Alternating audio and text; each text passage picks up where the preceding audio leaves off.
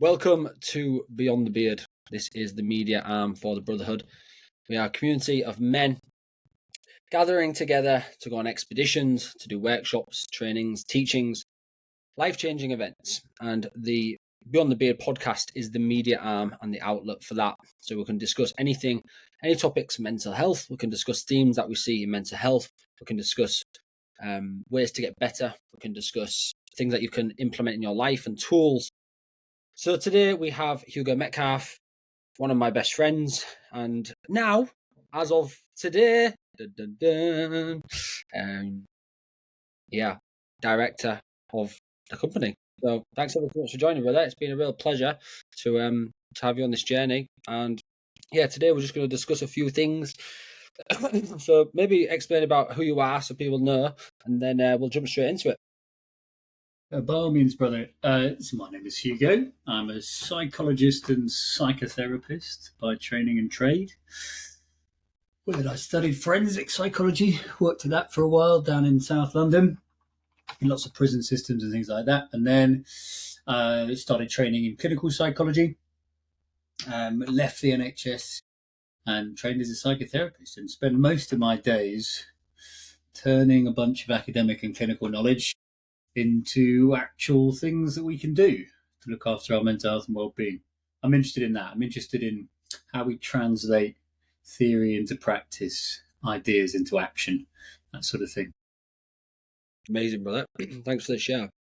So, we'll just dive straight into it. What are the common themes that you see in men, maybe in private practice, maybe outside of private practice too, because obviously the therapist in you doesn't just turn off. And this is something that I've also realized is when you have normal conversations with your friends, your family, the therapist is like, this is this problem and you should definitely implement that to get better. So, what are common themes that you see in men, i.e. what are the problems? Problems really. Let's start on that. Yeah, interesting question. It's interesting talking about private practice. So when I was in the NHS, the clients that I work with were almost entirely female. Okay, so I very rarely work with male clients in the NHS for lots of different reasons, often about help-seeking behaviour. Men don't tend to access support. I mean, if you take a quick look at the data about sort of diagnosis rates of depression and anxiety versus substance misuse, you can maybe guess which one's higher in females, which one's higher in males, right? So maybe we do a bit more of this self-medicating than help-seeking. But yeah, most of my clients are female. And then since coming into private practice, and actually since doing more stuff with the Brotherhood, my current private practice client group is almost entirely male, which is quite interesting. I've been exposed a lot more to sort of working therapeutically with men and maybe some of the problems and challenges that come up. And it's a thing I've thought about. First thing that comes to mind when I think about themes is around identity. Identity comes up a lot. Working with lots of men who struggle with self-perception, sort of how I see myself versus maybe how I am perceived by others or perceived by society. I think personally, a lot of it relates to we have a very strong narrative culturally about toxic masculinity, right? A strong narrative about these elements of masculinity that are toxic. And I noticed that we don't necessarily have much of a narrative around tonic masculinity, right? The other side of it. So I work with a lot of men who are very aware that some aspect of their masculinity is toxic, that they are perhaps inherently toxic by being male, and yet they don't have another model for this other thing to be. So they get stuck. So I notice a lot of men stuck with this idea around identity, and that comes up a lot. And maybe if you want a second one to sort of bulk out the podcast, then maybe about emotional expression and communication. And even you can take that even further and talk about the somatic feeling of emotions, right? Where with lots of men who can cognitively, right? They can do all the chat about what they were thinking. Oh, I thought this, and this is because of this, and that's because of that. But when I ask them, how does that feel in your body? We might end up with, well, I don't know. I just feel anxious. And that real disconnect between emotion and physical sensation that can occur. So maybe something in here about emotional expression as well. Yeah, interesting. I was go back to that toxic masculinity thing. I have a really skewed view on toxic masculinity. Inherently, I don't think it exists. Even objectively, I don't think masculinity is toxic in and of itself. I think this is this new paradigm that's coming through of trying to push the blame on everything other than yourself. Toxic masculinity itself is not toxic. In fact, it's the polar opposite of that. It's caring, it's protection, it's love, it's providing. But I think what happens is there's an aspect of that person that is toxic, and then that's like almost shunned into the corner of masculinity. When if you was to write down masculinity as traits or as things or as that sort of stuff, not one of them would be toxic. Like providing, safety, love, children.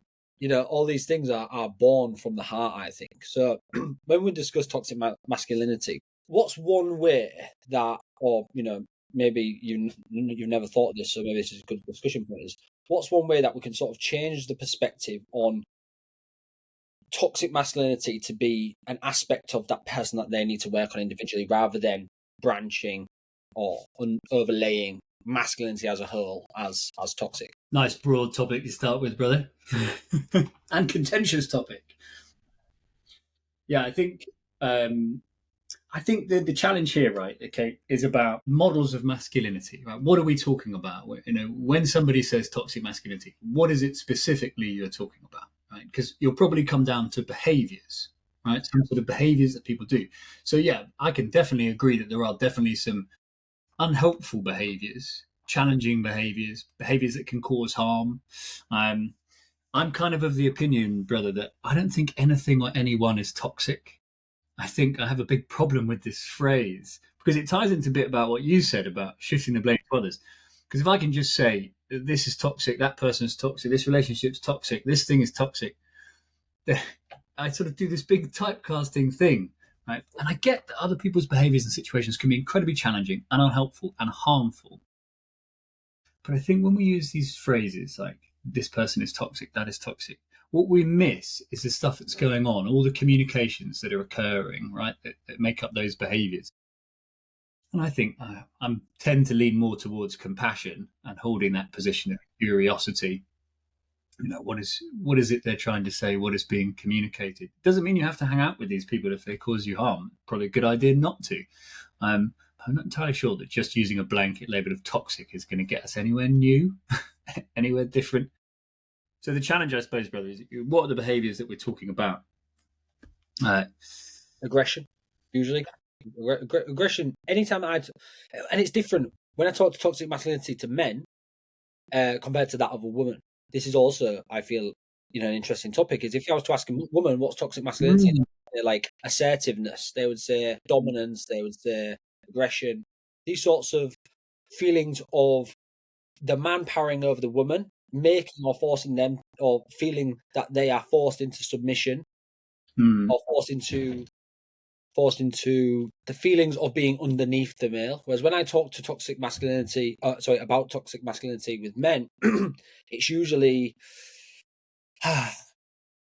it's usually something along the lines of masculinity in and of itself isn't toxic, but people themselves might have traits that come across as this. So I think I'd love, if there is a man listening to this, please DM me and let's have a chat about toxic masculinity if you think otherwise. I'm so open to have these conversations and learn and gather new information so I can maybe change my perspective. But as it stands right now, I think aggression is one. Dominance, assertiveness, this idea of, stepping up, chest out, speaking with more reverence, speaking with more aggression, it might come across as. I think, is that toxic? Is that trait toxic? To some degree, I feel like that trait isn't correct given the circumstances of, like, say your missus asks you to put something in the bin, you're like, I'm not putting something in the bin. Absolutely, you should be able to regulate your nervous system. But let's flip that situation on its head and be like, say you're in a situation where you do genuinely feel threatened. You would 100% want your partner to step up and to power that chest out and to give that toxic masculinity that you didn't like So I think it's subjective. I think it's like situational. I also think I think what's important, and another trait of masculinity for me is like almost stoicism. I don't like stoicism in general because it's almost like, hide and shy away from your feelings. But I feel like this idea of being able to observe one's feelings and not get caught up in them is stoicism. So in that emotion, when your missus says something to you, rather than stepping up, chest out, saying this thing with reverence or anger or aggression, you can objectify this by going, that's an interesting thing that just come up in my body of wanting to do that, and then choose to do something different. Like that is true masculinity for me, I think. Yeah. I mean, I think it is interesting. If you were to ask some people to give you some definitions, I think that would be an interesting thing anyway, to draw as many definitions as you could. What comes to mind when you think about this term, toxic masculinity? And again, all these traits we talk about, whether it's aggression, dominance, perseverance, stoicism, emotional regulation, doesn't, pick any of them you like. It's about how you're using them, right, and what you're doing. So if we think about the word toxic, right, the assumption here is that it causes harm to another, right, like some toxic waste, and that harm might be prolonged even when you're not around. So it does damage even when you're not there, right? So I was around the toxic waste, it made me sick, and it continues to make me sick, right? So if we're thinking about that as toxic, when we think about the behaviors that we do that cause harm to another person and potentially prolong that harm because maybe it impacts self-esteem or their environment or things like that, and that harm is going on. So that could be any behavior. Any behavior that you're doing that does that would fit in this model. And I don't think it's necessarily exclusive to masculine or feminine. I think historically, obviously, there's been a massive bias towards power in men, which has led to a bunch of beliefs and assumptions in lots of men about what they are owed. And I think that's often the challenge, this isn't that we believe that we're owed something. And that's something I like to remind people of. So I'm not sure anyone owes you anything. No, life doesn't owe you anything. People don't owe you anything. Because you can stand outside your house demanding that life gives stuff to you, but it's not going to happen. You still stood outside your house. So yeah, I think it's about what we do, right? What we do with these behaviors. But I think there is something in here, brother, about models of masculinity, right? And the various models of masculinity. I know that we've talked about this when we've talked about the Brotherhood, about retreats, about what they stand for, about what it is we're trying to learn. And a different perspective, I know I've spoken to you about this, but I personally don't view masculinity as bare-chested screaming in the woods, wrestling, all this sort of stuff. That's somebody's model, and go for it. It's somebody's model. If it gives you some meaning, you do it. I think, and from the work that we do when we do the expeditions and the retreats, it tends to be more about safe spaces to notice how we feel and to communicate those. Being able to speak with another brother, being able to be honest and open about what's going on, choosing communication over conflict, like this sort of stuff about being, and about, I think the work that we do also focuses on perseverance and this ability to notice limits, to identify how we might overcome them and manage them, things like that, and about effort and reward. Maybe that's almost the opposite of believing the world owes you something, is about this idea about effort and reward. Would I put in the energy that I put in? But yeah, I mean, it's a real complex space, and I think it is one that a lot of people think about, and clients think about, if not consciously, then subconsciously, because it's in the social conversation. So it's knocking around in our heads a bit about, okay, what am I doing? Is this what's happening here? Like, how am I being perceived and things like that. So a thought's just come to my mind, actually. We often talk about these deep sort of subjects, so I sort of know your thoughts on them anyway. Someone just dropped into me there, and it was basically me thinking about this idea of wrestling, hanging in the woods, that sort of stuff. I'm just going to explain from my situation. So I now agree with you on this situation, but at one time I didn't. And the reason why I didn't is because I feel like at some point I didn't have the ability to defend myself. My masculinity was taken away from me due to me having the inability to protect my family. If we look at you, and this is only because I know you, you're a 6'3" big guy. You've never had that worry of, I don't know if I can defend myself because everyone's smaller than you. So even from like an egotistical perspective, maybe it's like, I'm safe. I'm good. I'm 6'3". Like 5'3" guy ain't going to do nothing to me. So maybe inherently within your upbringing and throughout your life, you felt safe. So there's no need to bang your chest in the woods because you already feel it. But for men that maybe come from a background where being threatened was a daily occurrence, or maybe they even stood up for themselves at one point, and it sort of, say some guy gets beat up by his dad, and he stands up to his dad beats him up anyway. Then that whole idea of like, wow, I can defend myself has got fully taken away from you. So I feel like those guys will 100% benefit from going banging the chest in the woods, doing some form of wrestling or MMA, something where they feel comfortable in protection. And that's what I did. When I was growing up, I felt very threatened, very isolated. And, even yesterday we was discussing about dysregulation in my body and how that keeps coming up and is a regular occurrence week after week. But I'm doing my best and I'm working on it every single week. And it's pretty much at the forefront of my experience with life right now is how do I minimize and mitigate this issue. So, but upbringing wise, it was like that the whole time until I started MMA. The minute I started MMA and devoted myself to Olympic wrestling and jiu-jitsu and Muay Thai, this idea of, wow, I don't know if I can defend myself. After a year or two doing that, I was like, wow, I can actually defend myself. And I feel really safe knowing that now. Do I train every day? Do I train twice a day? Do I no, because I sort of know that it's always going to be there. So that safety net for me within that is there. But these men that haven't experienced that or can't defend themselves probably are lacking in some way, And what's your thoughts on that? Do you feel like that would play a part or? No, I totally agree, and I appreciate you sharing, brother. And I think you touch on thinking a couple of things. One was to always taking the piss because that's what I like doing, which is that that my perspective on MMA is that it's competitive cuddling. Yeah. Sweaty boys wrestling naked. They people starved the physical touch. They just got into competitive cuddling, right? I could do it different. It's fine. But no, what you're talking about here is about what it sounds like. Often to feel safe in the world, we need to feel safe internally, right? We need to feel safe. You think about that tied into anxiety, PTSD, stuff like that. In order to feel safe, I have to feel safe internally. And you sort of almost give an example of didn't feel safe physically, environmentally, I wasn't safe, or potentially not safe emotionally. So I found this external thing that gives me a sense of safety, right? And I can definitely resonate with that. In fact, when you said about being tall, I remember at primary school, some, as a classic, one day some kid was like, "Oh, I'm gonna fight you. We're gonna have a fight," and I'm like, they're like, "What? Why?" And I don't think we'd even met, but like some kid has decided he's going to fight me. And then, so you meet at the lunchtime. It's all, it's going to happen. When there, the guy comes to me, looks at me, and goes, "He's too tall. I'm not going to fight him." And then storms off like a big man. And that was such a funny little moment. Like, oh, okay, cool. Because I was quite tall at primary school. I shot up real early. But yeah, so it is quite funny. And safety in yourself. It made me think about that. Yeah, I spent a lot of time on my own as a kid, quite independent, and then started collecting skills that made me feel safe and competent. Like what?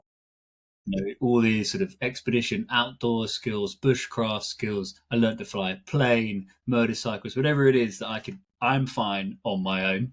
Don't need anyone else. Which, for another conversation, isn't necessarily a great way to be, but that sort of internal sense of safety came. I feel confident and competent in this environment.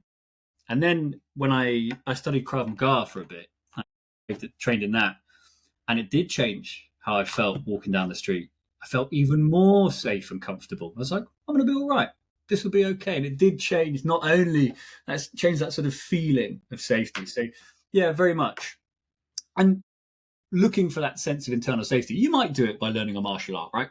Quick way to get it, right? I am competent, I am safe. And you can do it in other ways, right? We can do it with that internal process. We can do it with some grounding techniques or whatever it is that helps us go, I'm safe, I'm okay, which then allows me to wander through the world with that sense of safety. Maybe less likely to be reactive, right? If we're feeling a sense of safety. It kind of feels a bit funny, right? Because you might think the guy who trains in MMA is going to be a reactive bruiser. But maybe actually his training in MMA means that he's less likely to be reactive because he feels safer. Absolutely. 100%. You see this across the board. Yeah. MMA is like, some of the hardest guys that I know are the most quiet. Mm. Going around at the minute with Rod Tang and Mikey Musumeci, who's like Rodtang's probably the best Muay Thai fighter ever to walk planet Earth. Mikey Musumeci, I'm sure that's how you pronounce his last name. One of, if not the most technical jiu-jitsu artists on planet Earth, but they're both absolute nerds, right? And I love it. They Mikey always goes on about him being a nerd as well. Like, you know, he's like all he eats is pizza. He puts like on these like glasses and he squints all the time and like, he walks out like this and then he just destroys these people. It's like absolutely turns them inside out. And I think, you know, you've got like these sort of two sides of jiu-jitsu, two sides of MMA. You've got these people like that are very introverted, which I love. I actually prefer training with them people because all they do is research jiu-jitsu the whole time. It's literally their entire existence. Like Mikey on the podcast talks about how he trains jiu-jitsu 4 hours a day and then watches jiu-jitsu at 8 hours a day. He watches, sits there, replays stuff to try and understand how it works. Obviously, Rodtang, he's an animal, man. You know, he's so hard. Like all the videos that you see on YouTube of him getting punched in the head and he just goes, oh, shakes it off, then just carries on fighting. It's like, it's crazy. But then you've got the other side, which are like, say, people with quite a bit of trauma, you know, maybe like ex-rugby players or something, you know, these big bruisers, they come, like, you know, with this sort of maybe ego, get choked out by Mikey Musumekis for 3 months, then realise, oof, then this deflation of ego, this deflation of like, oh, I'm this thing, realises that they're not that thing, and then they can just start again from the bottom, like, oh, well, I best build myself up learning this thing. And once they know that, it's like, because they know that they don't know who they're fighting, they're also humble because they think, I'm still getting choked out by this like 15-year-old kid who's going to be an absolute weapon. If I go in the street and rugby tackle this guy, how do I know that he isn't going to be a 15-year-old animal? You know, you just never know this. I think there's almost, especially in jiu-jitsu, there's like this mutual respect of, I don't know who you are, what you're capable of, so I'll just keep myself to myself. You're always going to have that odd, you know, anomaly, which is like, fuck you, I'll choke you out in 2 seconds. But for the most part, I think most jiu-jitsu artists or that of Muay Thai or something usually just try and keep themselves to themselves, really. They're just very dedicated to their art form, you know. Yeah, interesting. And the other thing I actually wanted to mention to you is, it's just gone from my head now. I think did I write it down here? No. Oh, gutted. It might come back. I was thinking about something you said then, brother, that resonated today. I was at an event a while ago and there was a druidic shaman there, as you do. And he was a really nice old chap, really old guy who's quite unwell at the moment. I was having a chat and I was talking to him about wisdom. Whenever I meet sort of elders, if you want to call them that, I'm always interested in wisdom. Like, what have you got? Give me some wisdom. What have you learned in your 90 years that you're like, let me tell you this. Like, so I was asking him about this and he talked to me about the great humbling. He was like, at some point in your life, you will experience an opportunity to be humble, right? The great humbling will occur and you have a choice. You're either humbled by it and you learn and grow, or you push it away and ignore it and carry on as you are. And it made me think about what you're saying about these fighters, right? So I wonder if it goes two ways, right? Because you could be humbled by it and be like, oh, okay. And I've learned something, I'm going to come back, I'm going to train, I'm going to change. Or you could be like, wow, this is crap sport, right? This is crap, this is nonsense, right? This guy's an idiot, and you learn nothing, and then off you go with your rage and your anger, the same as you were before or worse. But it made me think about that. And I've been thinking about it a lot, about great humbling experiences. And maybe if anyone's listening to notice, if you've had one, if you've had a moment where you made this choice to be humbled by something, and I think that's quite important. And what did you learn? But you may think about that because, you know, it could go either way. And I was thinking about the reasons you train. We're talking about Muay Thai, right? We're moving through the topics, right? We're talking about toxic masculinity. Now we're on like MMA and fighting. But there's probably something interesting about why you choose to study MMA, kickboxing, Muay Thai, whatever it is. Like, what's the first draw in? And there's lots of different reasons, right? I want to get better at something. I want to compete. I want to feel safe. I want to improve my fitness, whatever it is. But I wonder about the subsection of people who go into fighting in order to fight some demon in their past, right? Okay, caregiver, friend, bully beat me up, and I'm going to learn this, and that'll show them, right? And then the minute you hit up against the guy who knocks you down, you're right back to where you started. Or if you keep winning, then you get to keep this perspective. Yeah, but the reality is, no matter how many people you beat up in a ring, that bully who beat you up in primary school doesn't care. Yeah. It's not going to change. Like, I often talk about how you can't right the wrongs of the past in the present. You can't fix them with whatever you do now. You just get to change it. But I'm curious about whether there is a subsection of these fighters who come in for this reason, trying to fix the past. And maybe if there's anyone who did do that, did you ever fix it? Did your bully knock on your door and say, you know what, I'm so sorry that I did that. I take it all back, right? Or yeah, what happens to all that? I doubt it gets resolved. Maybe it does, but yeah, it made me think about that, about the types of people and the reasons they choose to study like martial art. It's interesting. I think that's part of the reason why I started, really. I think part of the reason why I started is because, no, I got bullied, but, you know, I got beat up. Like, and I was like, this isn't happening again. I'm going to fuck this guy up. You know? And the more I trained, I realized I don't want to fuck this guy up. So it's like, again, humbled me, you know, but I think but I made peace with it within me. You know, they never had to say anything to me. They never had to apologize because I was like, I don't care anymore because, you know, that's never going to happen again. I know that now because I feel safe. But yeah, I often talk about this idea of like relational things, and it's a topic by a really nice cognitive scientist called Dr. John Vavaki. Probably where I follow a lot of my work from is his stuff. The stuff he teaches resonates so much and so closely with the things that I believe in. And this thing is like relational. For me, it started off with stuff like plant medicines, you know, relationship with this plant. Relationship is with everything, absolutely everything. The more you recognize relationships in everything, the more you realize the more they are. So that situation that you're describing there is like doing an outcome that's not relational to the thing. So it's like, oh, I'm going to drink more tea by drinking this water. It just doesn't, it's impossible. It can't exist, you know. So this then comes back to a point which we were just discussing before this call, even of doing the thing that is required to get to where you want, not doing something else in the hope that it then gets you there. Yeah. Doing and people often talk about this, like even with business, you know, people are like, oh, you know, I want to. I'm not going to name names, but people are like, oh, you know, I'm going to earn loads of money. Okay, are you doing marketing? No. So what are you doing then? Oh, I'm doing my 3 clients a week. Okay. What else are you doing? Oh, well, yeah, I'm reading these books. Right, great.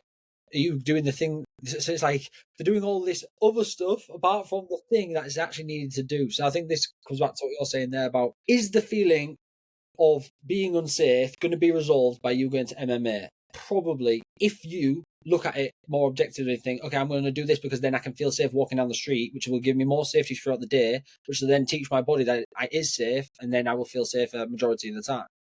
If that isn't going to be the outcome, don't do that thing to feel safe. Do the thing that is going to make you feel safe, which could be therapy, which could be our expeditions, because we teach breath work, we teach regulation, we teach communication exercises. Like, let's say the reason why you feel unsafe is because you can't express to your mum that you're gay.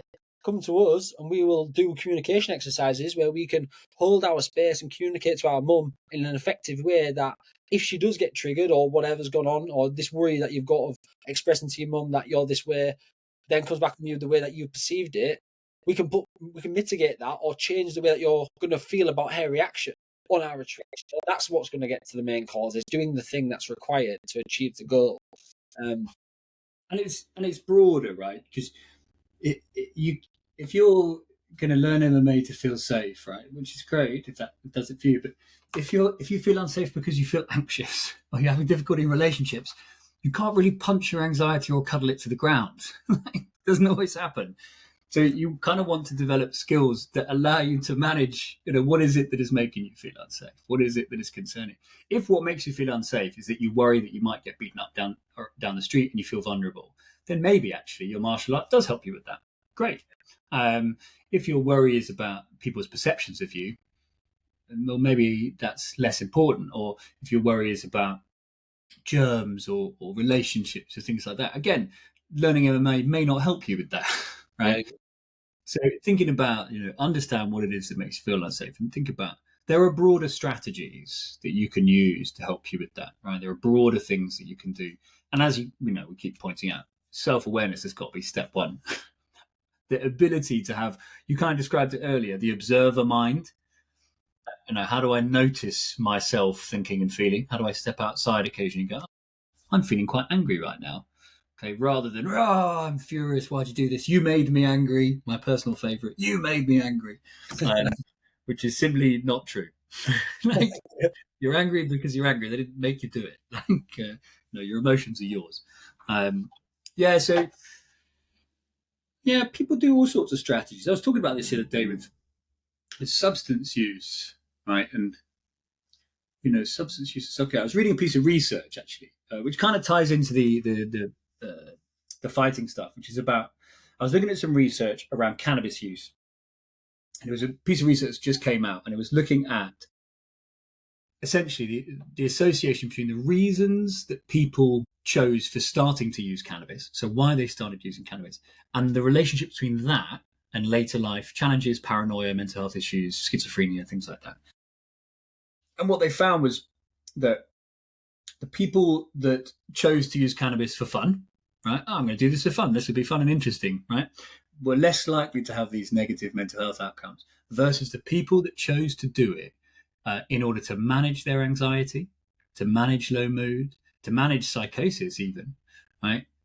Those people were more likely to experience paranoia, poor mental health, things like that, right? And it was interesting because there are some problems with this study around, confounding variables and stuff like that. But it was interesting because it made me think about how good we are at self-regulation, self-awareness and stuff like that. Because maybe the kids that did it for fun because they already had a bunch of other strategies to manage when they felt anxious or low or overwhelmed.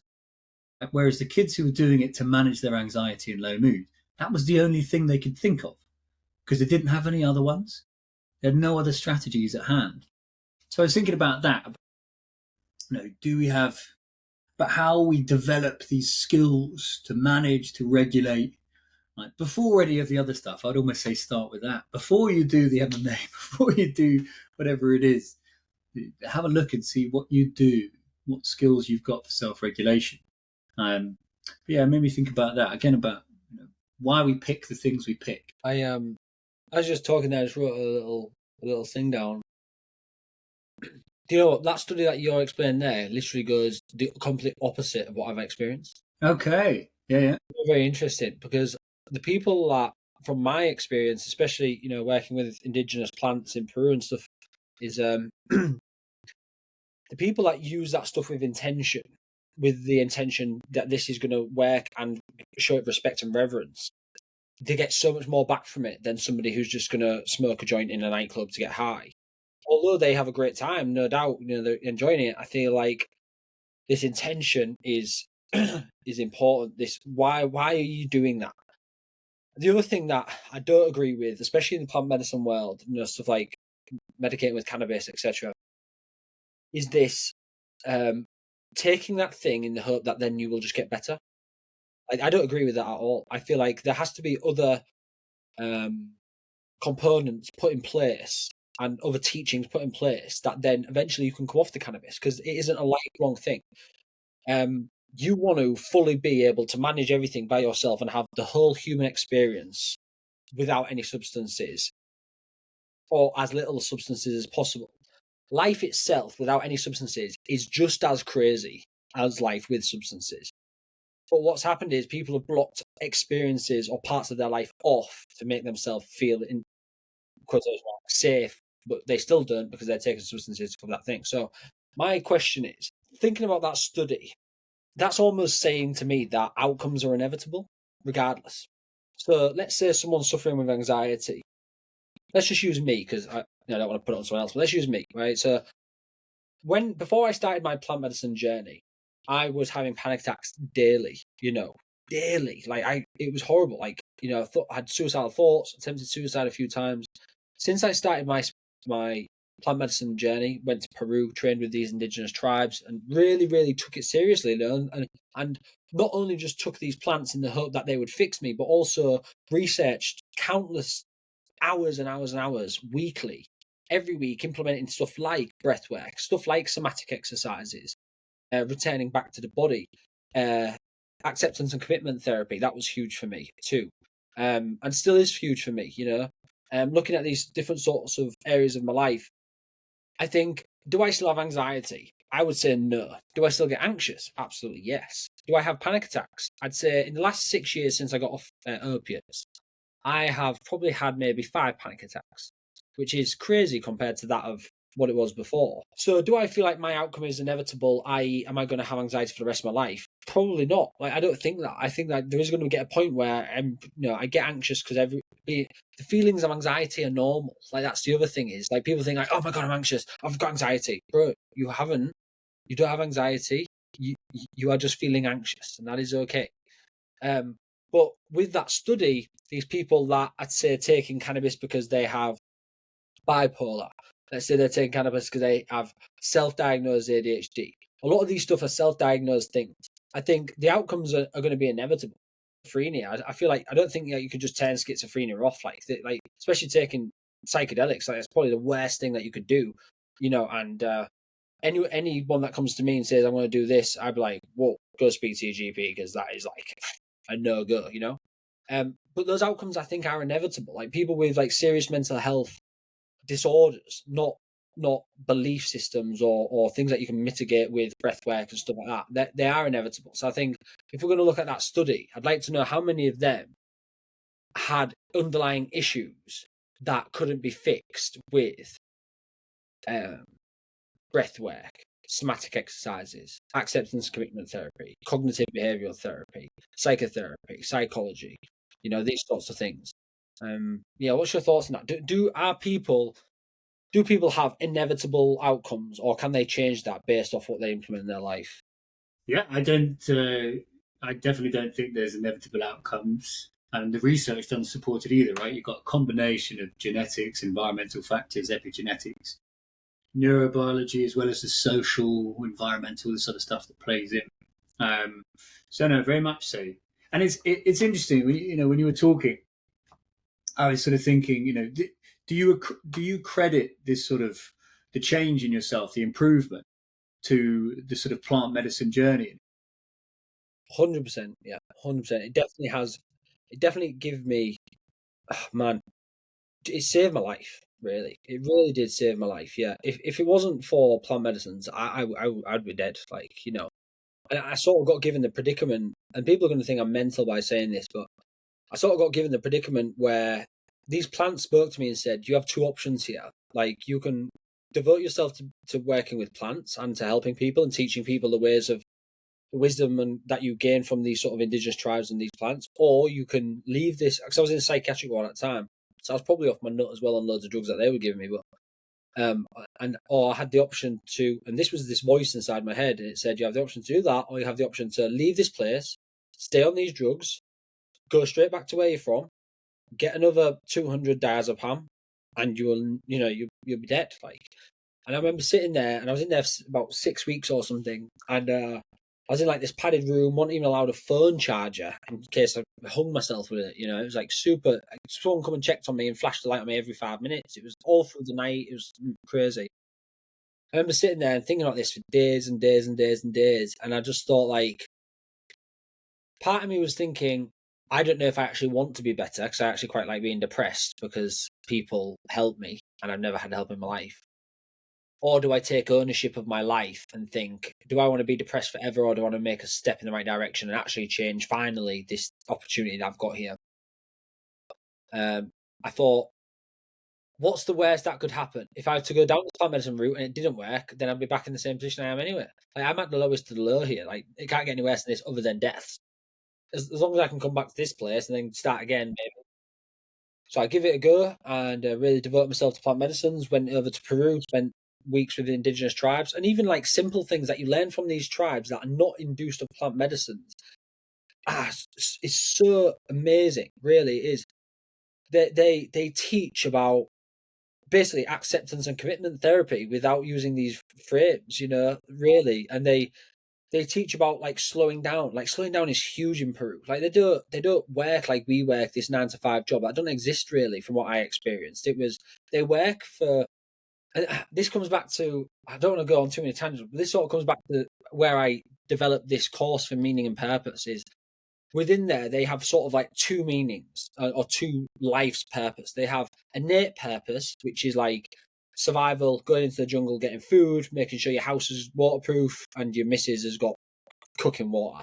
Like that's probably like the 4 things. So as long as food, water, shelter is covered, you're good.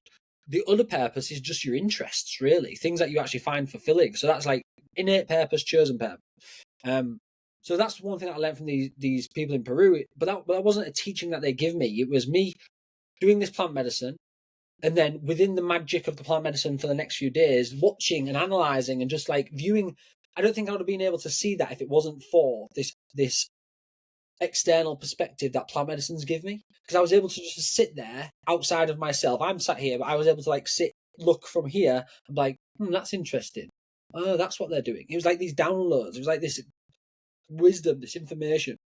And from doing all that, I realized, there is so much joy in life, and I just wasn't looking in the right places. I was trying to escape to get this joy, where in reality I should be going inwards. Hence the reason why I use the word inner stand now, not understand. I'm not underneath anybody. I'm internally integrating the standing, this information that I have. So yeah, I definitely feel like it helped on my recovery. It definitely, if it wasn't from plant medicines, I wouldn't be here. But I don't do them now because I've learned all that I need to learn. I do them now and again, if I feel like I need them or want to gain information or something about a certain topic. But I've gained so much information over the last 10 years doing plant medicines that I'm happy to not do plant medicines now. I'm ready to implement the teachings that I've got to other people, so they don't have to do them and they could just do. I've done all that so you don't have to, almost, like I've gone to the jungle and drank all these crazy plants and had this frog poison put in my arm multiple times and done this, so you don't have to, right? So I can come and give you this teaching, and then you can just benefit your life from this, the thing that I learned, so that's definitely where I'm at. But I think there are people, especially addicts, I was somewhat on the verge of doing things maybe because I loved getting high. That's also the problem with plant medicines, especially with addicts, is are you coming to do it because you want to gain something from it, or are you coming to do it because you like taking drugs? And people say, oh, you can't be addicted to ayahuasca because it makes you purge. Like, anyone who's done any opiates will realise that doesn't make any difference to your life. When you've shot and pissed yourself and you sat on a chair fucking nodding off, like, being sick on ayahuasca doesn't really mean anything. It's just another thing that you just have to do to get high. Like, it's part of the process, almost. So Right. there is that. I was thinking. I mean, you told me some of your story before, brother, and it's an amazing journey, even just to hear it.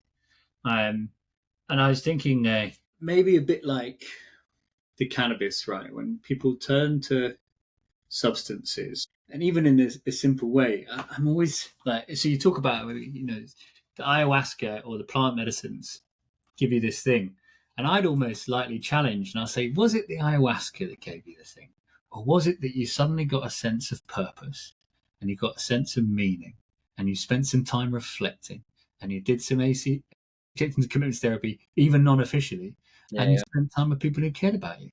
Maybe that was what did the healing, and the ayahuasca was just ayahuasca. And I feel this sometimes about, even the simple things. Some people will say stuff like, oh, went out the other day, it was a really nice day, met my friends at the pub, had a really nice chat. We sat outside in the sunshine and had a really nice, relaxing beer. And I'm like, was the beer relaxing? Or was it the sunshine and your mates and the fact that you're outside that was relaxing? And the beer was just beer, right? This idea that we often imbue things with these magical properties they don't necessarily have. Now, I'm conscious I'm talking about plant medicines, which lots of people say have very magical properties. But I thought about that when you were saying about, what sounded like this moment in the hospital where you got a sense of purpose. Right, purpose. Well, you didn't have one before, and now you got one. And you followed it and you lived it, and stuff got better. Right? Now, I'm not here to argue the pros and cons of plant medicine, but I think that's an interesting one, right?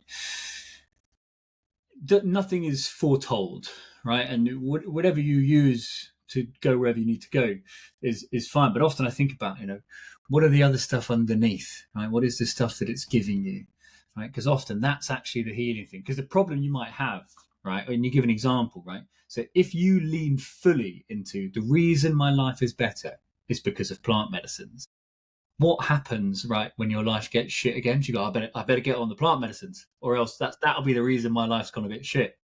If you put all of your value into this external thing, it's risky business, I always think, because it's not really held in there. As you say already, it's held inside you. And you talk about, well, actually, now I've moved away from it because I've got my meaning and purpose elsewhere, right? Yeah, it made me think about that and about, what's underneath it. And all these people, came home, got in the bath, had a nice relaxing glass of wine. You're like, it was probably the bath that was relaxing, mate, and the wine was just wine. But we do this. We want, because when it's tough to find stuff internally, often we need an external thing to help us, right? Which is the classic thing about therapy. People come to me and they say, oh, why haven't I fixed it already? I've been doing this for years, Hugo. And often one of the things I say is, if you could have fixed it on your own, you would have done it already. Right? Mm. This idea that sometimes we might need an external thing to help us on that journey of going internal. Yeah, it made me think about that, brother. But I mean, have you done a podcast yet just talking about the whole run through of your journey from No, yeah, Naoki pops out the womb to now? No, I don't think so. Not yet. Maybe that's the next one I need to do. I'll do that next week. Interesting story, brother. I think people will be keen to hear it because it goes in some interesting places. Crazy places, yeah.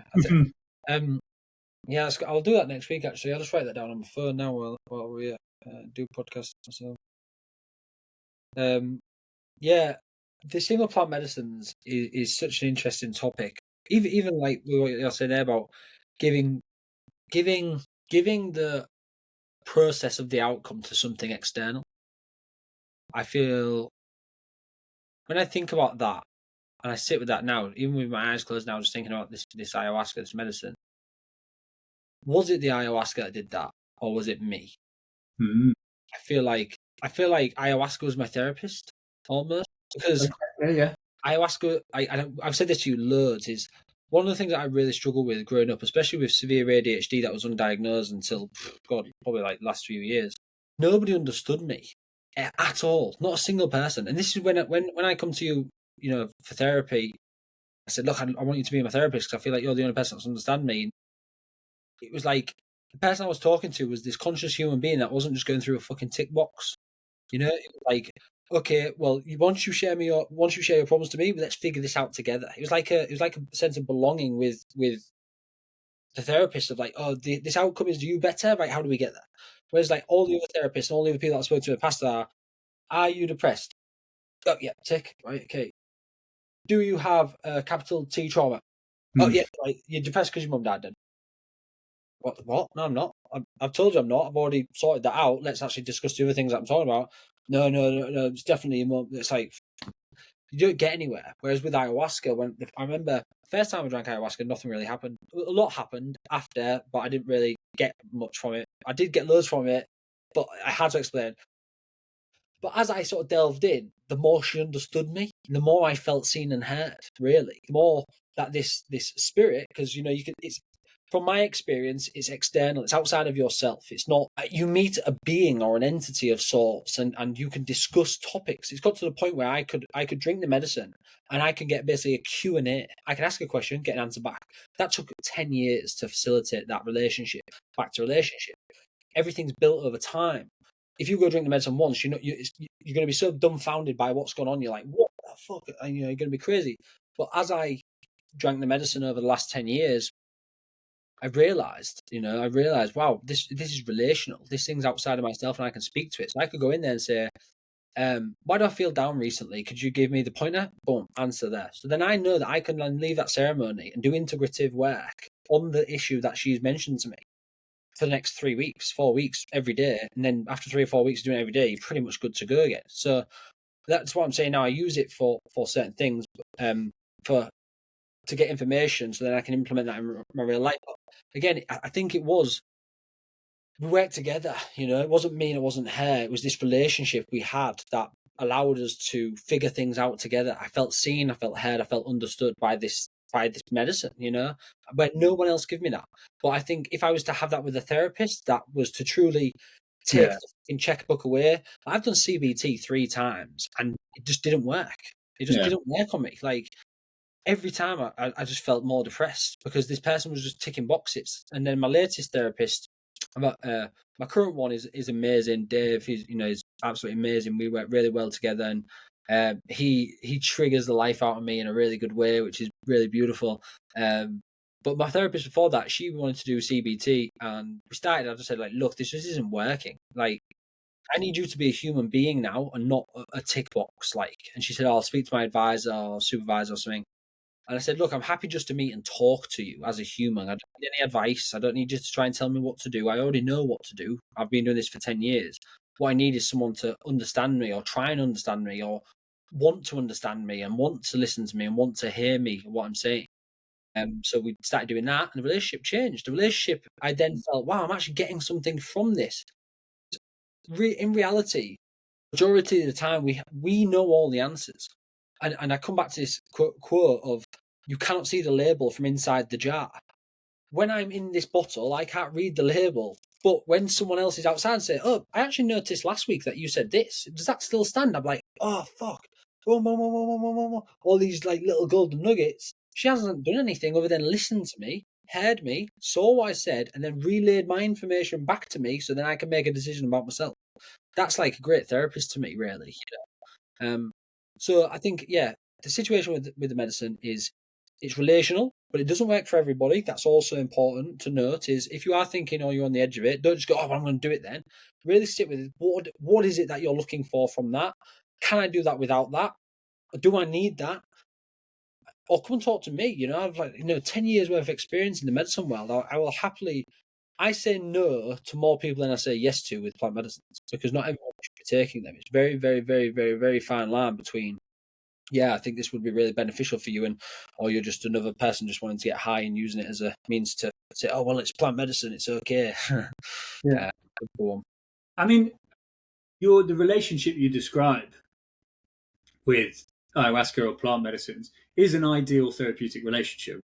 One where you listen to, one where you're heard, one where they sort of challenge you, and as you describe, a positive therapeutic relationship. Well, I might sort of say that I sometimes think you can have this with a friend. Absolutely. It takes a different way of thinking and a different model of friendship, but you can do this with a friend, I think, as well. And also, I might argue that I don't necessarily share your belief about the sort of spirit of ayahuasca and the spirit of plants. So I might almost say that you taking this ayahuasca allowed you to build a relationship with yourself and ask yourself questions and hold space for yourself and be this thing that you needed in that moment, which was someone to listen. And it was relational. And I might say, if it's all happening in your head, it's relational with you. I'm conscious people have very different beliefs around that. But, I agree about the outcome, right? We have this positive relationship. I'm heard, I'm seen, and I get some questions. And people often talk about this with plant medicine, about this sort of downloads or receiving of questions. And, maybe I could give you an analogous, let's go for that, example, right? Which is, so many years ago, I think I told you, I walked the Great Wall of China, right? When I was much younger. I spent 6 months walking around. And for me, that was this journey, right? I spent 6 months on my own, talking to no one, talking in my own head, right? And just by myself doing something incredibly hard every day in the heat, in the snow, in the desert, in the mountains, just walking. And that for me was similar to this healing experience people talk about from like plant medicine or Vipassana or things like that. I had this time to be with myself and honestly build a relationship with myself, not hide it and pretend to be someone else, have to authentically look at aspects of myself and ask myself meaningful questions and answer them. Now, again, we don't argue that you should all go spend 6 months in the desert, but I think we can reach this thing in many different ways. Right? We can come to this awareness in different ways, whether it's your plant medicine, whether it's meditating on the top of a mountain for 2 years, whatever it is. But I think it often comes back to that thing of relationship with myself, my ability to be honest with myself. You don't have to be honest with anyone else, but at least be honest with yourself, right? Because then you have the potential to do something else. And maybe, cheeky bit of sales, that ties into a bit about what we do with our experts, that relationship with yourself, right? Do something hard, have this space to go and be with yourself for a bit. And maybe a lot of us had an experience of that in old COVID, right? You were forced to be with yourself. Not for everyone necessarily, if you're locked down with partners or you're a key worker or things like that. Many of us had to suddenly build a relationship with ourselves because we weren't going out. And people found it really tough. People found it really challenging. Some people loved it, life-changing, but pretty challenging for quite a lot of people. Do you think, like, my only issue with that, I agree with the latter part somewhat. Obviously, we know we disagree on the medicine sort of stuff, but the latter part I agree with. My only issue with it is, do you feel like you were able to have a good relationship with yourself is because you knew how to have a relationship with yourself? Whereas, like, somebody who doesn't have the building blocks or foundations for asking the right questions or figuring it out, can't figure it out. So, like, they're going in this, and this comes to a bit of like what one of the lads asked about this cycle of what I'm seeing is that you were able to do that because you are training as a psychotherapist, training as a psychologist. You had the conditions in place where you could facilitate a workshop for yourself day in, day out. Whereas, and this is what we do on the retreats, is people come to us because they lack in connection, they're lacking growth, they're lacking personal development, or they just want to improve their life in that way. They come to us, and me and you offer our 10 years, well, me 10 years, you more years worth of teaching, coaching, therapy to these people, and we give them the questions, we give them the relationship, we give them the workshops, we give them the objectives. Then they, on our retreat, learn that day in, day out for a week, non-stop, all day, every day. After that, when they then go back, all the questions that they're asking themselves are the things that they've just done for the last 7 days. So that's why it's so long-lasting. I think people, and back to this idea of awareness, being able to objectify your thoughts, view them and say, is that mine or is that someone else's? Where did that come from? And sort of look at it objectively. Not everybody has that, really. I think this is where people are going to struggle, is building a relationship with yourself is great if you know how to do that. Yeah. If you know how to do that, you're stuck. You're like, because then it feels awkward in the body. It's almost like a disconnection. Like the relationship, because it isn't correct, is creating a disconnect between you and yourself. Yeah. As weirdly as it sounds. Lots of stuff that gets in the way of it, right? So, when I first did that big expedition, I was only 21. Wow. So I didn't have, I just finished a psychology degree. So I had sort of that awareness maybe. And also my grandmother was a psychologist. So I had, from my experience of conversations with her, so maybe a little bit, but I think the way I got there was because I spent 6 months in isolation in a country where I didn't speak the language. I was forced to get there. There's no one else to talk to. It was that or sort of go mad, right? So I had to look. And eventually, once you've thought every thought, you then have to dig up the stuff because it's 6 months. There's only so much my imagination will do. So they could do that, right? If there's any brothers listening who are like, I really want to get good at this, go walk across a desert for 6 months. I guarantee you'll come back different, right? Go spend 6 months in the wilderness on your own, no other people, you will come back different. That can be a bit tricky. That's important, actually. Sorry to butt in. That's super important. It's got to be by yourself, or if it isn't by yourself, it's got to be with people that can facilitate that space for you correctly. Because I used to basically go on the North Yorkshire moors over Christmas days, go camping by myself. Sometimes just me and my dog. I wouldn't speak to a soul for 4 or 5 days. In fact, I wouldn't even say a word to anybody. And by doing that, I was very introspective. It was only then when me and you started doing the expeditions, I started doing things with people that were on a very similar level that could facilitate space, did the experience then become with somebody else. But before that, it couldn't be, because all that people wanted to know is, so what are you doing this weekend? What are you watching for tea? Pointless conversations, stuff that wasn't getting me anywhere. Whereas when I sat with myself, after a day or two maybe for me, I'm like, I wonder what that is. Why is that stick over there? What's that noise? Boom. You're trying to avoid it yourself as much as possible until the point where you've looked at all the sticks, you looked at all the noises, you're like, okay, let's look at my shit then and wonder. That's it. Yeah. Sorry, there's only so much. What would I do if I win the lottery? I can do over 6 months. What would I buy first? I think it does have to be by yourself. I think I'm a big fan of this solo traveling. Your gap year traveling around Thailand with your mates for 6 months, I'm sure is amazing, and you'll have some lovely experiences. but it's not the same if you were to go off and wander through the mountains. And it doesn't have to be the mountains. I know people do vipassanas and stuff. Great. You, as you say, do it with other people as long as they can facilitate space for you to be with yourself whilst you're with them, and what that actually looks like. And that sometimes takes a bit of time. But yeah, I was thinking about what you're saying. Yeah, you can go and live in the desert. You live in the woods or whatever for 6 months. Or yes, you can be facilitated into that space. And, because we can also get there quickly. Because when you do have the knowledge and the awareness, you don't have to spend 6 months in the desert, because you can do it yourself over a weekend, over a few days, over a few hours. But it can take some time sometimes to learn skills, but also they're not complicated. It's not magic, right? Maybe just slightly different ways of thinking, different ways of communicating. And that's why I love a good question. Often, for me personally, when I have therapy, I always tell my therapist that I like good questions. When I have supervision, I say the same thing. I say, well, good questions. Ask me good questions. Questions that challenge, questions that provoke, questions that get me to think. So sometimes I think often good facilitation is about that. It's about good questions at the right time. Get us into a new space, because a question can send you into a totally different space. Just a question alone, right? Spin you into somewhere new. They're powerful things. So yeah, maybe, 10 years, 15 years of training just gets you really good at questions. I believe so. Seriously, people always even the admin team for the Brotherhood have messaged me saying, "Can you write me out some cue cards?" So I was like, "For what?" And they're like, "Oh, so we can ask people questions." Can you not think of questions, boys? Yeah. So yeah, that was quite funny. But I agree. But I also think what it ties into is, again, going back to Dr. John Vivacki, is this idea of pattern recognition. That's super important. Yeah, that was it. Yeah. Because it's all well and good asking a question. You could talk to me for 10 minutes, but if I didn't listen and recognize patterns, I'd then be like, what are you drinking on your desk? The question's pointless. It's not relational to the situation. Back to relation. So, I think, absolutely.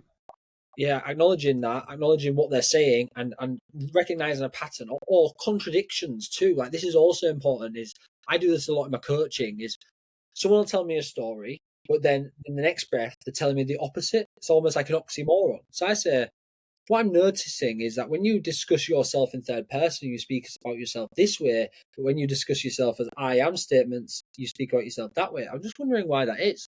Both, they're like, I don't know what to do. It's they can't get away. So I feel like those sorts of questions are great, ones that slightly put you on the spot. Yeah. Name the thing that, in my therapeutic work, I talk about compassionate confrontation. I think we've spoken about this as well, about, naming the thing, right? Showing the behavior back to the client. Here's the thing that I've noticed. You do it with compassion. It's not mean, but I confront you with the thing that is obvious, that is on the surface, and, share with you. And then how you react to it matters. You might be like, no, that's bollocks. That's not true. I don't agree. Great. That tells me something. Or you go, oh yeah. And that tells me something, right? Either way, we learn something. But yeah, when you were saying before about getting stuck in cycles, I was thinking about, there's lots of stuff that wants to keep you in that cycle. There's lots of stuff that make it difficult to come out, right? So if you're there beating yourself up, like, why do I do the same thing? Because it's actually really hard to change, right? Because you've got a whole bunch of cognitive, emotional, social, even biological things that keep you doing that same thing, right? You've got your thoughts and feelings, so your little beliefs that you've got. I'm not good enough. I'm not worthwhile. I'm incapable. And then you've got cognitive bias. So you keep proving yourself right. You're like, oh, look, I didn't even make that sandwich properly. I'm so incapable. Oh, I missed that exit. Oh, I'm so incapable. So you keep proving yourself right? So you've got your belief and you look for evidence to prove it right, because that's what your brain does, cognitive bias, right? Then you've got sort of emotional, maybe, the classics like, have you heard of the concept of safety behaviors in anxiety? That would come up. Give me an example. So when we talk about anxiety and sort of therapeutically, you talk about safety behaviors, which is the behaviors you do to feel safe, but actually just reinforce the anxiety. Yeah. So it's like, I'm anxious about meeting new people, right? So I'm anxious about meeting new people, so I won't talk to any people at this party, right? Oh, and then I'm not anxious. So I believe that not talking to people helps me manages my anxiety. but it also then proves that I definitely can't talk to people, because if I talk to them, I'll feel anxious. Yeah, right? So it maintains this feeling, even though it's an attempt to be safe, right? So again, you keep doing that stuff, trying to manage your emotional state, right? So you don't want to feel unsafe or scared, but unfortunately, in order to change, you've got to do a bit of uncertainty, which requires being a little bit anxious, right, for a little bit of time, and then we get through, we manage, and we change our beliefs. And then all the social stuff, right? You surround yourself with systems and people that reinforce your beliefs, right? Let me. I know you're talking about your partner. Oh, my partner actually, she finds events like this a bit stressful, so we're going to come a bit later, right? All these people build these models that reinforce it. Or like, oh, Naoki gets a bit grumpy if you talk about that, so we won't do. You just create this system that goes round and round. So there's lots of stuff that gets in the way of you doing something differently, right? Of breaking out of patterns. And I suppose, how do we do something about it? Acknowledge that, notice that, and bring your awareness that if you want things to be different, you have to do something different, right? Change a thing, anything, right? Change one aspect of the cognitive, emotional, or social, if you like. Change one of the things. And one of my favorite things to do is like behavioral activation. So do the thing you're avoiding, right? Oh, I'm feeling a bit low, I don't want to go to the gym. Go to the gym then. Take your low mood to the gym, right? I get a bit anxious at parties. You should probably go to a party then, right? Now, you don't have to be that mean. You could slowly scale it up if you like, going outside, going to a party of 2 people, whatever you like. But this idea about behavioral activation, do the behavior and the feelings will follow. Right? Classic treatment in therapy for things like depression. But yeah, so it is really easy to get stuck in a cycle going round and round. Really, really easy. It happens to everybody, right? Step 1, notice, acknowledge the fact that loads of stuff gets in the way, and then do a thing differently. Start with one thing. Don't change your whole life in one go. Probably not going to stick, but change one thing. Do that. Do the next thing. Keep going. That makes sense. Yeah, absolutely. Yeah, I was literally just about to. Before you said the last point, I was literally just about to make that point. Is this idea between chosen anxiety and anxiety just happening? I see this all the time, and it's. I don't know.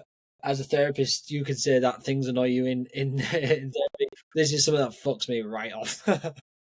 Someone will come to you and they'll say like, "Oh, I get super anxious when I do that, or when I don't do this." Like, let's say meeting people. Oh yeah, like I get super anxious meeting people. So I don't meet people.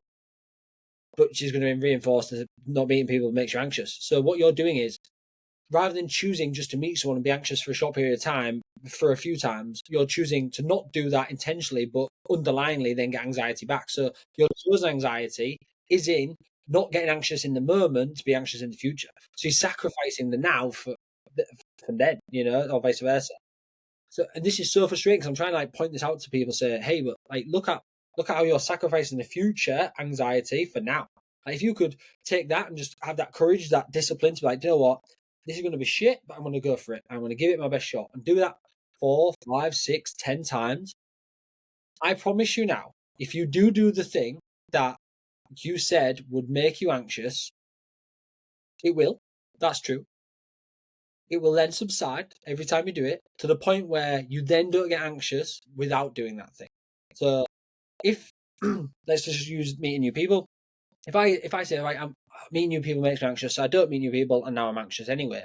You're already anxious. So you might as well take the anxiety you're feeling, go do the meeting new people 4 or 5 times, and the time that you're not meeting people, you will be less anxious, because the time that you are meeting people, you will be anxious, but you're still doing the thing. And over time that will subside to the point where, like, in fact, I'm going to use myself as an example, because I do this. I still do this today because it's important. Why do I get anxious? I get anxious because I think I'm going to fuck up and people are going to think I'm stupid. I get anxious because I think people are going to make fun of me, or say like make up some sort of idea that I shouldn't be doing the thing that I'm offering or saying. So what happens? What happens is I'm doing a talk. Even this podcast, sometimes I get anxious doing this podcast. I still do the podcast. I still go on the stage and talk to the people. I still do workshops and talk to 20, 30, 40 men sometimes. Do I get anxious? Yes, I do. I still do the thing. When I notice that my anxiety is almost peaking, I look out for those cues. So what are those cues? Those cues are dry mouth for me. Straight away, I get really, really dry mouth to the point where I'm like, oh my God, I need a drink. And then I'm like guzzling a drink. Then I'm thinking, oh, that person's going to think that I'm drinking loads. And it's like this downward spiral. So my first cue is pretty much dry mouth. When that dry mouth happens, I address the situation. So I say to the person, hey, I'm just going to take a minute here. I'm getting super anxious right now. I just need to go grab a drink. My mouth's gone a bit dry. In doing that, the anxiety subsides somewhat because the person already knows that I'm feeling anxious, and I'm not trying to hide the anxiety to show that I'm not getting anxious by them being more anxious. So if you struggle with going and meeting people, when you're talking to that person and you're anxious, say to him, hey, do you know what? I really struggle meeting people, so this is quite new for me. So if I mess up or something, maybe you could give me some pointers. Perfect opportunity for growth there. So the person will go, oh man, you're doing really, really well. Usually, unless you're doing super shit, but you'll be like, the person would usually say, do you know what, you're doing really, really well. Is there anything that we could talk about to help you make you feel more comfortable? Oh, do you know what? I'm really into horses. Okay, brilliant. Let's talk about horses. What horses do you have? You know, so you can, but that takes the person that you talk to being able to facilitate space properly. Back to what we were saying before about, you know, it's difficult, but chosen anxiety versus just being anxious in general is the game changer, you know. I mean, and you're talking about that like name it to tame it idea, right? One of the best ways to manage our emotions when they're overwhelming is to name them. I'm feeling angry, I'm feeling anxious, I'm feeling sad, I'm feeling stressed, I'm feeling whatever it is. Name it, and then it doesn't have to just be in charge. And naming it with other people, I think, is great. It takes often a lot of courage to be able to say, you know, I'm feeling a bit anxious right now, a bit anxious about this interview, I'm anxious about this meeting, or, you know, take a bit of courage because we have to overcome our sort of fear of stigma and stuff like that. But yeah, it's a really effective route, you know, name it to tame it.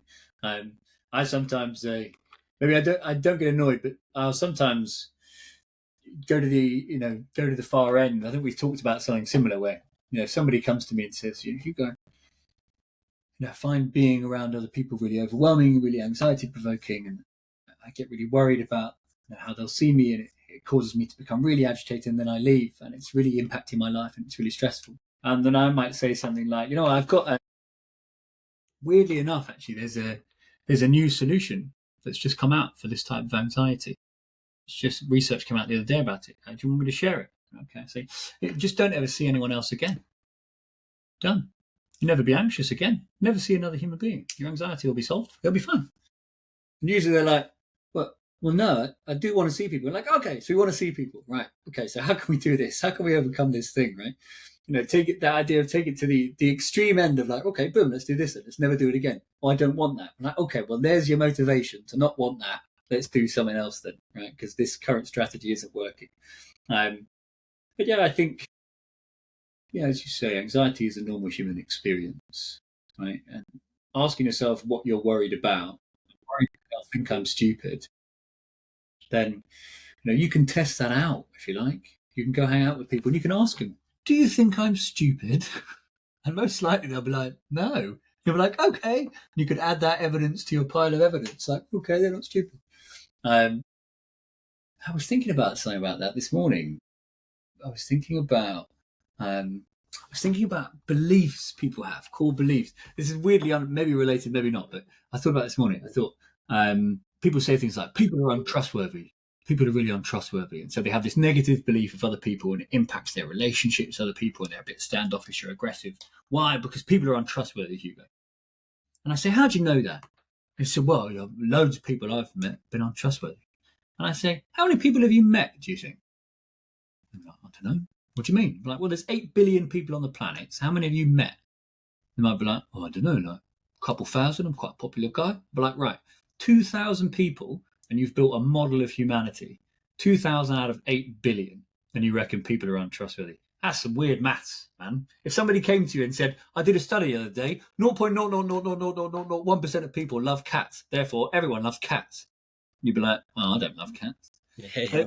This idea, we do these weird bits of maths sometimes about like, how have you ended up there? So yeah, occasionally pause and look back at it. But I was thinking it this morning when I was walking upstairs. I was like, that is a weird thing that people say. No, really what you want to say is a bunch of people I've met have been untrustworthy and it's had an impact on my sense of safety. Right? Because that's what's actually occurred, right? Rather than everyone's untrustworthy. But yeah, I don't know why, but I was thinking about it this morning. I think again it comes back down to that. Something you said in there, I thought popped to my head. It said about this confirmation bias. That's it. So it's like something that we do, especially, is rewiring the thing that you're looking for. Because if you're looking for, and not to the point where then you go the opposite, which is just bypassing the situation, you've got to have some sort of middle ground. But if you're constantly looking for that people are fucking you over, people will always just fuck you over. If you recognize how many people haven't fucked you over, and like, wow, look at all these people, it makes a massive difference. I started doing this with food, really. I had for years and years and years and years, I obviously being a drug addict and stuff like that back in the day, I spent tens of thousands of pounds on drugs, and sometimes in one go, and just wasted all my money. Got money from my mum, wasted that on drugs, just wasted it all on drugs, just fucked everything up. And I had this sort of schema, this sort of idea that I can't retain funds. I'm not worthy of having money. I'm not valuable that I can charge, etc. Because when I do get it, I'll just waste it on drugs. I've been sober 6 years now, and I'm still fighting this. So what one of my therapists and coach said was to notice the abundance in everyday life outside of money. So he said, what's happening is your idea of spills out into other areas of your life. So I said, okay, well, how do you suggest to do that? So one of the ways that we've been working on, well, I don't really do it now, sort of out the other end now, sort of integrated it, is I would go into shops, and how many times would I go into Tesco and go, there's no fucking food in here? What do you mean there's no food in Tesco? It's fucking massive. There are hundreds of thousands of items in Tesco, and I'm saying there is no food. So what I now do is I go in the store, and in my head, even when I look around, I go, I can't believe there's so much food I get to choose from. That simple change, I just recognise every day I go to the shop, every day. Anytime I went in the garage, there's so much fuel to choose from. There's fucking 3 fuels at my garage, mate. They're like pure, like special, then diesel, then petrol, then green diesel. So there's actually 5. So I was noticing this, and the more I did that, the more it spilled out into my life. So I was like, wow, there's actually 5 people doing this for me now. Oh my God, there's a person doing that over there. Oh my God. Like, it just sort of spilled out into everyday life. But that was through confirmation bias. Then I started looking for all these people that were doing amazing things for me and helping me in ways that I could retain money. I just bought this Osmo Pocket 3 here. Really cool bit of equipment. That was like €700, maybe 650 euro. And initially I was like, fuck, that's a lot of money. Oh shit, I've spent ages trying to save up for this, and like, is it going to affect me? And I thought, scarcity mindset. I was like, you know what? It's going to come back to me. It always does. It always comes back to me, and I'm so abundant, and people want to give to me freely and help me, and by doing that, again, I've got back on the savings now. I've not got 700 quid, but I'm definitely getting back up there and working towards that. It's I think starting off with small things, implementing small changes in your life, like the way that you view things, talking to a good therapist or coach, doing plant medicines if you want to do plant medicines. But first of all, think about how you can do it, what you need to change inside of you, and is that external thing going to change that thing inside of you? Are you going to be in this sort of like regional beta paradox where you don't like where you are, but the place that you're going to go to seems scarier than where you are, so you don't end up doing the thing in case it comes out worse. So you actually just stay in this like little cycle of just feeling shit the whole time.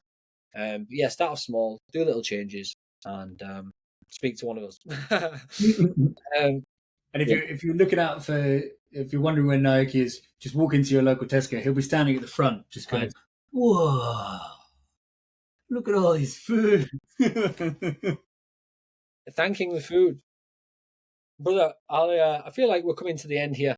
Yeah, man. I would be... So there's just a few questions that I always ask at the end. Actually, we'll just go over Sam's question. I think we've covered it, actually. So Sam asked... I can't find it now. He asked, basically, why can't people break out of their limiting beliefs? I think we've sort of covered this a bit anyway. Well, maybe I'll just add on, if you want another thing. So you've got your sort of your cognitive or psychological, your emotional and your social, right? But then on top of that, I think I mentioned you've got this sort of neurobiological. The old classic neurons that fire together wire together, right? The more you think this way, the more likely you are to think this way. And one, we could swing it right back down to plant medicine. One thing that plant medicines potentially do from a sort of a neurological point of view is that they encourage you to form very strong neuron connections very rapidly. So you form new connections, new ways of thinking, but straight away rather than over time as you might. Is one thing of how they work. Literally, your brain will be wired that way because you've been thinking that way for a long time. So, shed loads of reasons why it's hard. So maybe it makes me think, have a bit of compassion for people who are stuck and are trying, because it is actually really tricky to do something else, and have some praise for people who've managed to change a behaviour or a belief system. Say, look, well done. That must have been tough. Well done for doing it. Yeah, it's a lot of stuff gets in the way. Anything different. Change one thing. Change one thing today. Literally, do one thing different today. Anyone who's listening, pick a different thing to do today. That is the opposite, right? Opposite action from whatever your belief is. And see what happens. Right? If your belief is I will explode and die, double check. If you didn't explode and die, then maybe change your belief a bit, and then we do it again, right? But pick one tiny thing and give it a go. Maybe add some more data to that pile. Yeah. Thanks, man. I appreciate. I agree. I have a bit more of a safety outlook also on this sort of situation. Is that back to this idea of masculinity? Is that people are so scared of what the other outcome is that they don't have the courage to change. Yeah. And I think this is why we know that doing these amazing challenges like climbing Toubkal puts things into perspective for you. Yes. So, yeah, an example of this would be I had a client before, and they were discussing about how they basically can't let their partner go, and how it's super, super difficult. And we tried to look at this idea of doing the difficult thing will be rewarded in the future. So yes, you can't let your partner go right now, but if you start, implementing things where you would be able to maybe even just talk to another girl to realize she's not going to destroy you or hurt you or cause you pain, that these beliefs start changing. But you just couldn't do that. So when you then do stuff like Toubkal and you come back and this idea of my limit is there, but then you climb Toubkal, which was here, you're like, wow, if I could do that up a mountain when I think I can, why can't I go talk to this woman? Why can't I? So this is why we also incorporate really hard things, is because when you do something harder than what it is to do, like go and talk to a girl, it makes it super, super easy. So then you go do the thing because it's irrelevant now, because the thing that you've already done is harder than the thing that you wanted to do in the first place. Yeah, and you didn't necessarily believe you could climb the tallest mountain in North Africa because you didn't know. And then you did it, and you're like, oh, right, maybe I can, change my diet then. Or maybe I can go speak up in a team meeting or whatever it is. Like, okay, yeah. You're right, absolutely does put it in perspective about risk, about reward, because you're afraid. It's funny, you're afraid of doing the different thing, right? But what is hilarious is that you haven't even done it. So you're afraid of your imagination of what might happen if I did the other thing. You're afraid of a story in your head. Like it's wild when you think about it on paper. You come back to what we have no idea. So this is an example of when you plan the trip. Let's say you're going to Toubkal. You're now having your imagination. Oh, I'm climbing a mountain, and then you actually do it. You're like, oh, that's what it was like. And now I've learned a thing and I've changed, rather than just living in your head. You're much more capable than you think you are. That's the thing. We've taken all sorts of men to all sorts of places, right? You're a lot more capable. Absolutely. I completely agree with it. Completely agree. I think that is all the questions that people have asked. Yes. So let me just double check. Last two questions I ask all people that come on the podcast, no doubt you'll come on again. I probably might not ask the second one, but is what is your favourite tool? What is your favourite tool that people can go away and implement today to start making change in their life, whether that be with anxiety, depression, multiple personality, bipolar, whatever. What can people do? What's one of your favourites? It's funny, one thing popped into my head straight away, and then I've been questioning it since you've been talking about it. Is it a tool? I don't know, but it was the first thing that came to mind, so I'm going to share it anyway.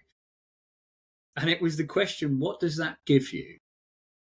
what does that give you, right? And it's a question I often use about motivation. Right? I say, why do you do what you do? Why do you do your job? Right? No one holds a gun to your head, and yet you keep turning up. So why do you do it?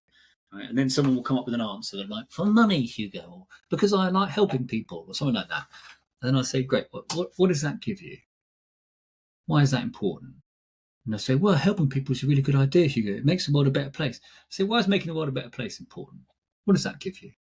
And they're like, well, it means I'm a good person. Ah, right. So you do this to be a good person. And we notice, like, whatever is underneath our motivation. But when you said it, I thought it about, like, worry or anxiety. Maybe you want to quit smoking and you haven't done it, or you want to stop drinking and you haven't. I ask you, what does it give you? What does smoking give you? You say, well, I get some time by myself. Okay. I get to relax.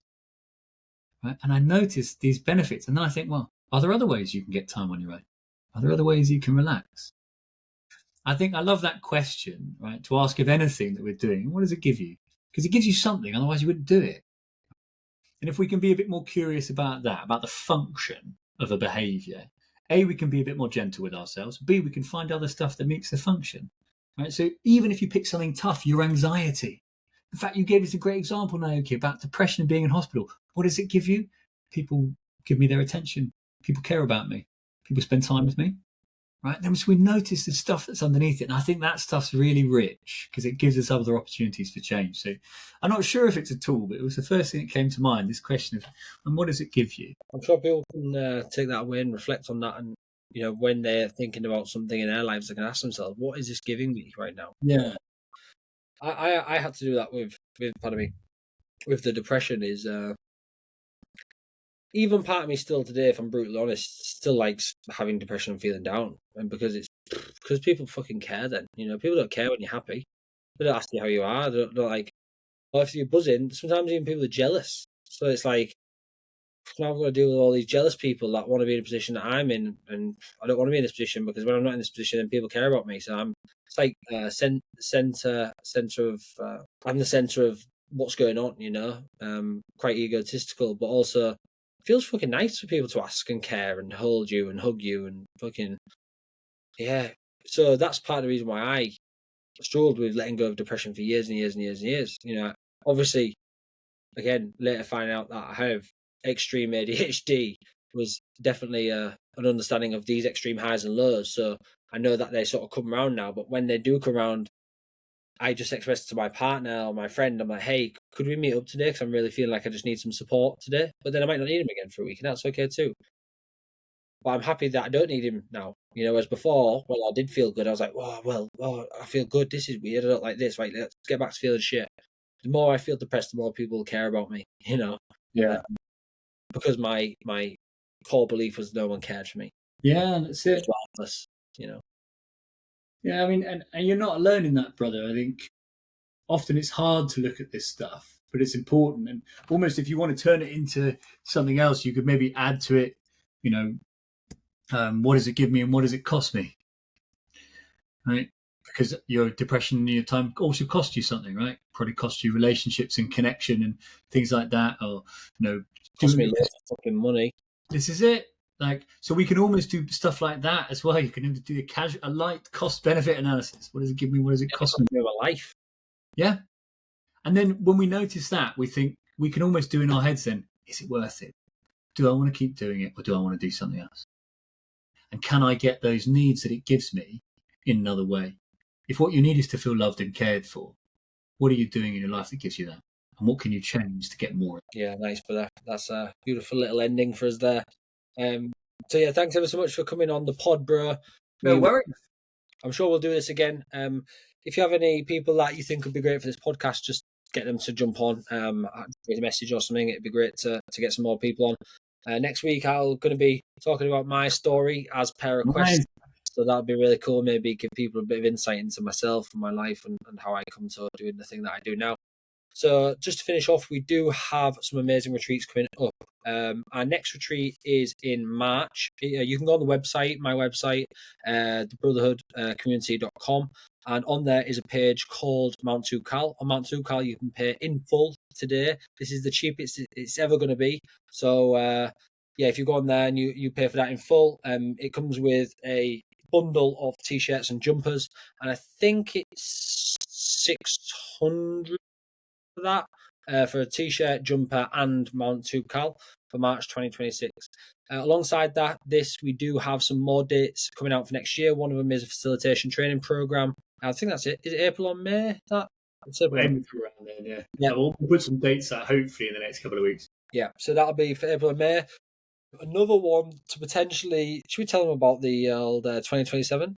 Or at least I think you can. So 2027, we are going to be climbing to Mount Everest base camp.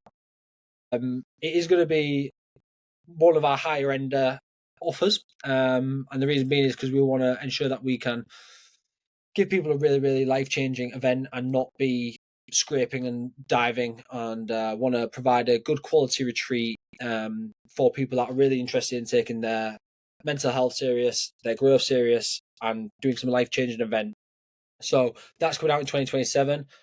We are going to be getting out hopefully before Christmas, so people can pay on payment plans if you do still want to come. It gives you the whole year to then pay. But yeah, if you are interested in Mount Toubkal, we only have 16 spaces, so please get on the website and book. Outside of that, if you go on my website again, thebrotherhoodcommunity.com, scroll down to the bottom, you can see Hugo's contact information there, phone number and email address at insightminds.com, I believe. So yeah, any issues, drop us a message. Thanks ever so much for listening, and we'll speak to you soon. Bye bye.